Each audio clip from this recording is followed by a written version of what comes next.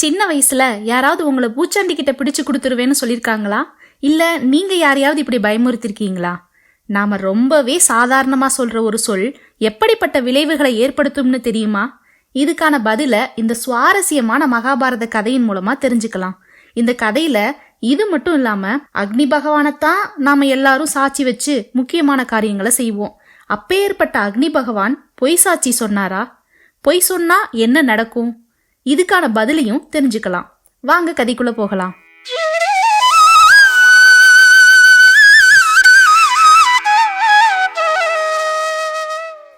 முன்னொரு காலத்துல பிருகுங்கிற ஒரு மகா முனிவர் இருந்தாரு. அவரு பிரம்மதேவனால வருணனோட யாகத்துல அக்னியிலிருந்து தோன்றுனவரு. அவருக்கு புலோமைங்கிற ரொம்பவே பிரியமான அழகான மனைவி இருந்தாங்க. முனிவரும் அவரோட மனைவியும் ரொம்ப அன்போடு வாழ்ந்து வந்தாங்க. அந்த புலோமை கர்ப்பவதியா இருந்தாங்க. அப்போ ஒரு சமயம் பிருகு முனிவர் பூஜை காரியமா குடில விட்டு வெளியே போயிருந்தாரு.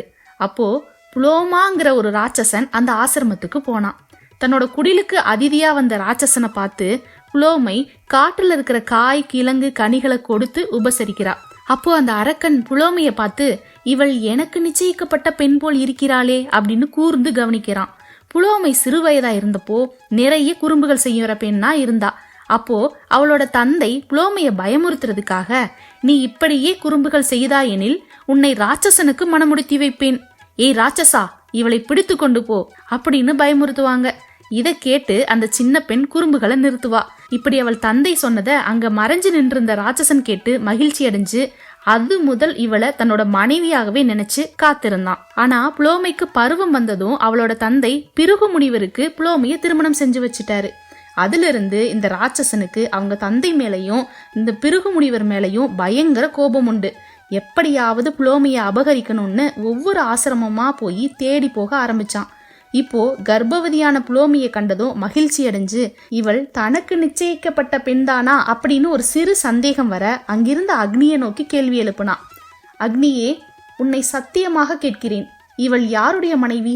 நீ தேவர்களுக்கு முகமாயிருக்கிறாய், எல்லாவற்றையும் பரிசுத்தம் செய்கிறாய், எனக்கு பதில் சொல். நான் தானே இவளை முதலில் மனைவியாக அடைந்தவன். பின்பு பொய்யனாகிய இவள் தந்தை இவளை பிருகுவுக்கு கொடுத்தான். இப்போது தனிமையில் இருக்கும் இந்த பெண் பிருகுவின் மனைவியாக இருந்தால் நான் இவளை ஆசிரமத்திலிருந்து கொண்டு போக விரும்புகிறேன். முதலில் எனக்கு மனைவியாக இருந்த இவளை பின் பிருகு அடைந்தது எனக்கு ஒப்பவில்லை. நீ உண்மையை சொல். அக்னியே, நீ எல்லா பிராணிகளிலுள்ளேயும் எப்போதும் புண்ணிய பாவங்களுக்கு சாட்சியாக இருக்கிறாய், சத்தியம் சொல் அப்படின்னு பல முறை கேட்கிறான். இதற்கு அக்னி பகவான் மனசுக்குள்ளேயே, நான் உண்மையை சொல்ல சாட்சி சொன்னால் பிரம்மஞானியான பிருகு முனிவரின் சாபம் வரும், பொய் சொன்னால் நிச்சயமாக நரகத்தில் விழுவேன் அப்படின்னு பயந்து மேலும் அசுரன் வற்புறுத்தி கேட்கவும், அசுரனே, இந்த புலோமை உனக்கு முதலில் வரிக்கப்பட்டவள்தான். ஆனால் இவளை நீ சாஸ்திர பிரகாரம் மனைவியாக வரிக்கவில்லை. புகழ்பெற்ற இந்த பெண்ணை அவள் தந்தை பிருகுவுக்கு கொடுத்தார். பிருகு ரிஷி என்னை சாட்சியாக வைத்துக்கொண்டு முறைப்படி இவளை விவாகம் செய்தார். அதனால் இவர் பிருகுவின் மனைவியாகிறார். நான் பொய் சொல்ல விரும்பேன். உலகத்தில் பொய் ஒருபோதும் ஆதரிக்கப்படுவதில்லை அப்படின்னு பதில் சொல்றாரு. அக்னி பகவான் சொன்னதை கேட்டதும் அந்த ராட்சசன், இவள் தான் நான் தேடி வந்த பெண் அப்படின்னு சொல்லி உடனே பன்றி வடிவம் எடுத்து புலோமைய தூக்கிக்கிட்டு போனான்.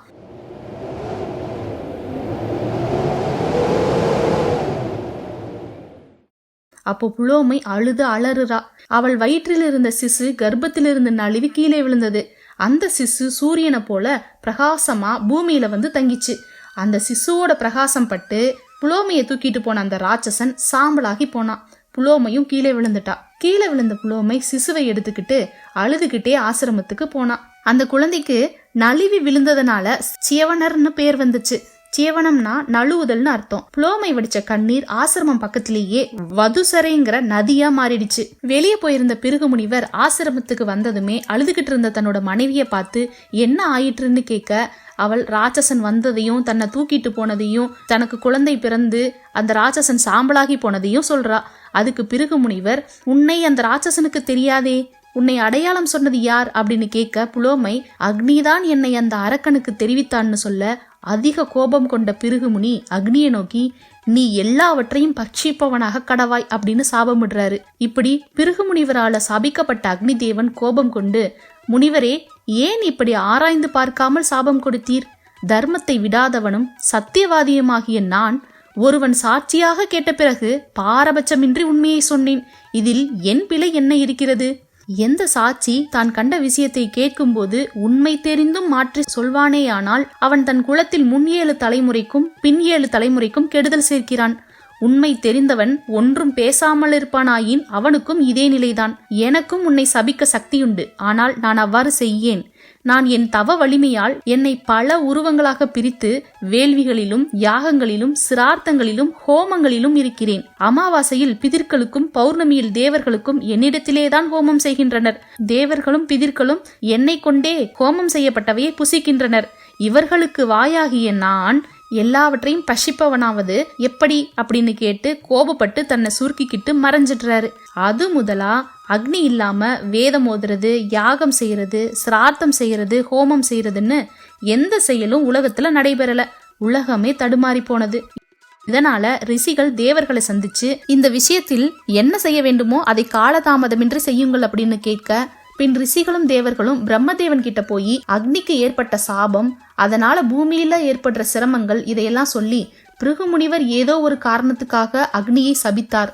தேவர்களுக்கு முகமாக இருந்து எல்லா உலகங்களிலும் யாகங்களில் தேவ பாகங்களை முதலில் புசிக்கின்ற அக்னியை எல்லாவற்றையும் புசிப்பவனாக எப்படி ஆக்கலாம்? இதற்கு ஒரு தீர்வு காணும்படி வேண்டுகிறோம் அப்படின்னு வேண்டுனாங்க. பிரம்மதேவர் அக்னியை அழைச்சு நயமான வார்த்தைகளால, எல்லா உலகங்களுக்கும் நீயே ஆதியும் அந்தமுமாய் இருக்கிறாய். நீ இல்லாமல் எந்த ஒரு செயலும் நடப்பதில்லை. இவ்வளவு சக்தியுள்ளவனாக நீ இருந்தும் ஏன் இப்படி சிறிதும் அறியாமல் இருக்கிறாய்? எல்லாவற்றையும் நீதான் பரிசுத்தம் செய்கிறாய். எல்லா பிராணிகளுக்குள்ளும் நீ இருக்கிறாய். நீ உன் சரீரத்தின் எல்லா பாகங்களாலும் எல்லாவற்றையும் புசிப்பதில்லை. உன் ஜுவாலைகள் பட்டதினால் அனலில் பட்டவையெல்லாம் சுத்தமாகும், உன் கனலில் பட்டவையெல்லாம் இல்லாமற் போகும். அக்னி தேவனே, நீ உன் சொந்த சக்தியினால் பிரகாசிக்கின்றாய். சாமர்த்தியமும் சத்தியமும் உள்ளவனே, உன் சக்தியினாலே ரிஷியின் சாபத்தை செய்து உலகிற்கு நன்மையளிப்பாயாக அப்படின்னு சொல்றாரு. அக்னி பகவானும் அப்படியே ஆகட்டும்னு பிரம்மதேவரை வணங்கி தன்னோட கட்டளையை செய்ய விடைபடுறாரு. தேவர்களும் ரிஷிகளும் மகிழ்ச்சியோட வந்த வழியே போறாங்க. அக்னி தேவனும் தன்னோட வேலையால திருப்தி அடைகிறாரு. இப்படி பொய்சாட்சி சொன்னாலும், தனக்கு தெரிஞ்ச உண்மையை சொல்ல வேண்டிய இடத்துல சொல்லாம போனாலும், தன்னோட குலத்துல முன் 7 தலைமுறைக்கும் பின் 7 தலைமுறைக்கும் கேடு வரும்னு தனக்கு சாபமிட்ட போதும் அந்த நேரத்துல கோபப்படாம பொறுமையா இருந்து தன்னோட சாபத்தையே வரமா மாத்திக்கிடலாம்னு அக்னி பகவான் கிட்ட இருந்தும், கோபத்துல துயரத்துல இருக்கிறவங்க கிட்ட எப்படி நயமான வார்த்தைகளால அவங்கள திருப்தி படுத்துறதுன்னு பிரம்மதேவர் கிட்ட இருந்தும் நாம ரொம்பவே சாதாரணமா சொல்ற ஒரு சொல் எப்படிப்பட்ட விளைவுகளை ஏற்படுத்தும்னு இந்த மகாபாரத கதையின் மூலமாவும் நம்ம தெரிஞ்சுக்கிட்டோம். இது போன்ற மேலும் பல சுவாரஸ்யமான மகாபாரத கதைகளை தெரிஞ்சுக்க கதைத்துறல் சேனலுடன் இணைஞ்சிருங்க. நன்றி.